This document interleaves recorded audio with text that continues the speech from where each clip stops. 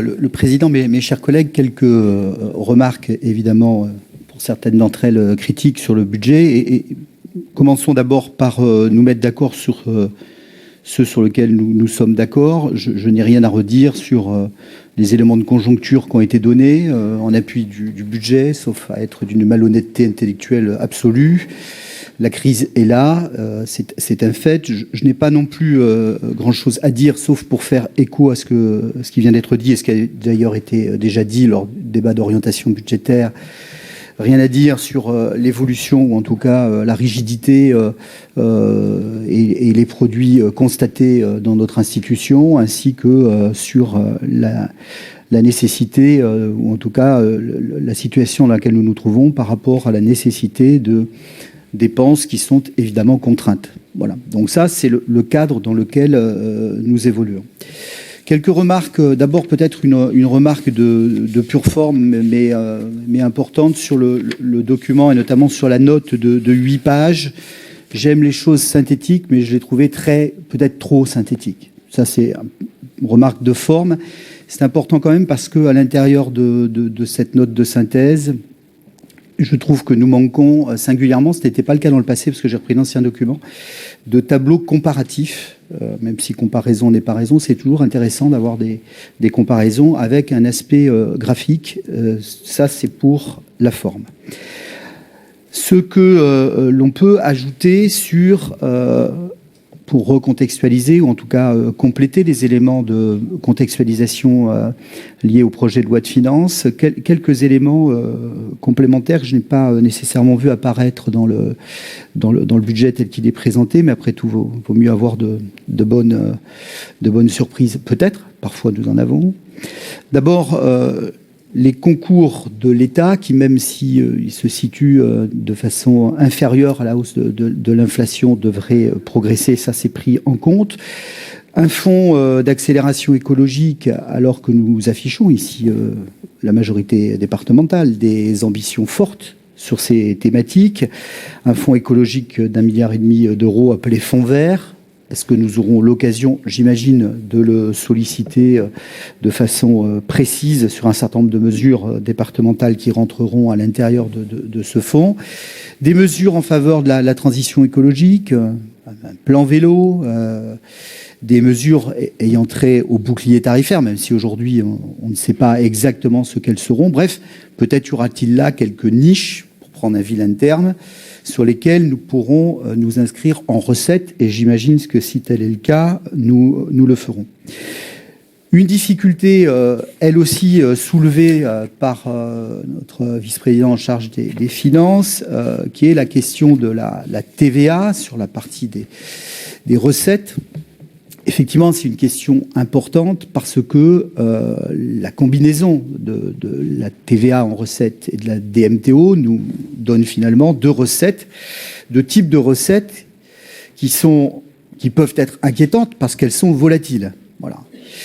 Mais l'analyse peut être faite dans les deux sens, reconnaissons-le, puisqu'elles peuvent être volatiles à la baisse, mais aussi volatiles à la hausse.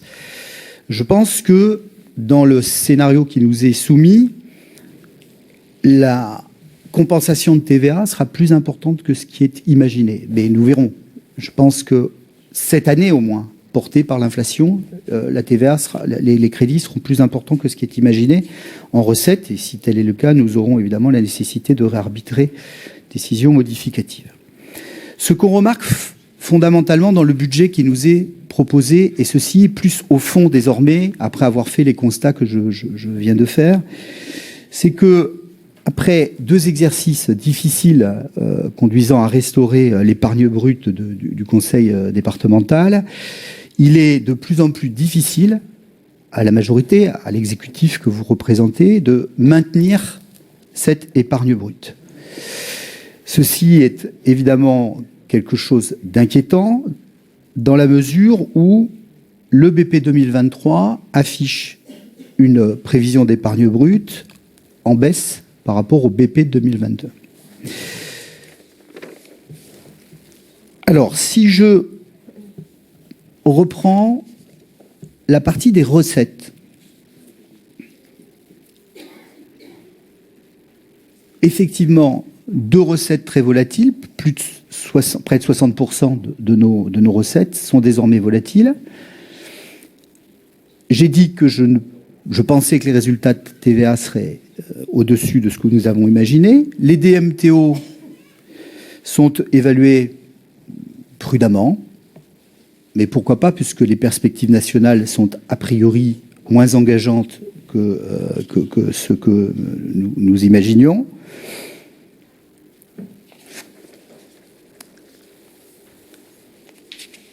Je passe sur la partie des dépenses contraintes par les allocations individuelles de solidarité, sauf à redire ce qui a été dit en termes d'évolution des dépenses. Ça n'aurait pas beaucoup d'intérêt en dehors d'alourdir le débat. Un mot quand même sur la masse salariale par rapport à ces dépenses. D'abord, je l'ai signalé en commission, il y a toujours un écart entre la maquette budgétaire et la note de synthèse. Alors là aussi, c'est peut-être une question de pure forme, mais vous nous direz. Le chapitre 12 est évalué à 306,3 millions d'euros dans le budget, dans la maquette budgétaire, et à 286,8 millions d'euros dans la note de synthèse. Donc, j'aimerais comprendre pourquoi il y a un tel décalage entre la note et la maquette budgétaire. Quoi qu'il en soit, si on prend les chiffres en retenant ceux qui nous sont donnés là sur le 306 millions d'euros, on voit une évolution significative de la masse salariale.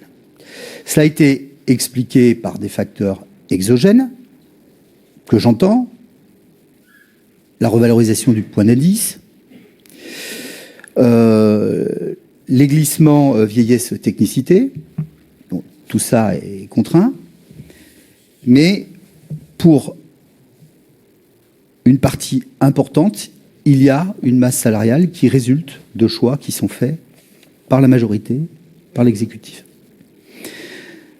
Ce matin, Dominique rappelait qu'il serait intéressant d'avoir dans ces évolutions de masse salariale la part qui revient à l'exercice de nos compétences obligatoires et celle qui revient à nos compétences facultatives. Vous nous avez dit que vous n'étiez pas favorable à cette évolution, Président. Je pense que ce serait intéressant de la voir tout de même. Ah bon, excusez-moi. Peut-être, bon, vous aurez l'occasion de me dire. Et donc, il serait intéressant d'avoir ces éléments parce que sur la part qui résulte de la volonté du département de mener un certain nombre de politiques, bien le département l'assume, mais pour la part de ce qui est mécanique et qui vient stimuler la masse salariale, je pense qu'il serait intéressant de la voir par rapport aux dépenses auxquelles l'institution départementale est exposée, de par l'exercice des compétences obligatoires pour lesquelles nous sommes en action. Sur la partie investissement, un recul de l'investissement par rapport au BP 2022, avec une baisse qu'on peut qualifier de... Je ne sais pas comment on peut la qualifier, si elle est inquiétante, en tout cas une baisse réelle, des dépenses réelles d'investissement d'à peu près 15%. Et donc là aussi, une situation difficile pour arriver à maintenir le plan d'investissement qui a été défini par la majorité, les plans d'investissement successifs définis par la majorité. Pour ce qui concerne la dette, un encours de la dette à 824 millions d'euros, avec une aggravation de notre capacité ou une dégradation de notre capacité de désendettement. Alors, je concède qu'on est encore largement en dessous des seuils d'alerte. Mais la situation est, de mon point de vue, quand même inquiétante parce que on voit qu'il sera compliqué les capacités de désendettement sont à 4,5 ans, en fin 2022. Il sera compliqué de ne pas voir ces capacités de désendettement augmenter. Si on rapporte l'encours de la dette au 31/12/2022 à l'épargne brute 2023, le calcul que je fais, c'est que les capacités de désendettement pourraient être aux alentours de 8 années. Ce qui constituerait par rapport aux années précédentes une dégradation qui est à la fois liée à la chute, ou en tout cas à la dégradation de la capacité d'autofinancement brut, et avec un effet taux à l'endettement supplémentaire de la collectivité. En bref, et pour synthétiser ces différents points, je ne reviens pas sur les remarques de pure forme que j'ai pu formuler. Je note un investissement en repli, une masse salariale qu'il est compliqué de maîtriser, une dégradation de l'épargne brute et une augmentation du coût logique de notre capacité de désendettement, par ailleurs très peu évoquée dans le rapport qui nous était soumis.